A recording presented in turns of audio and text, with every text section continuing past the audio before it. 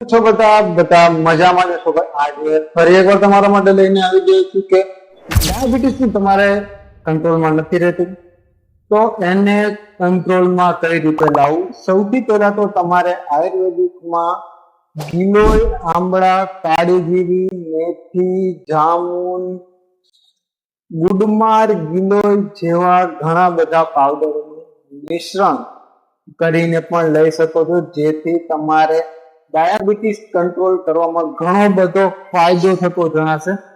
એની સાથે શું કાળજી રાખવી, એની સાથે તમારે સાત્વિક ખોરાક લેવાનો રહેશે અને નિયમિત કસરત કરવાથી તમારે ઘણો બધી ડાયાબિટીસ કંટ્રોલ થઈ શકે છે.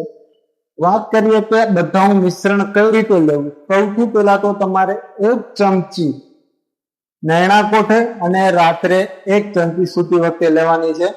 આવા જ વિડીયો જોવા માટે તમે અમારી ચેનલને લાઈક અને સબસ્ક્રાઇબ કરવાનું ભૂલશો નહીં.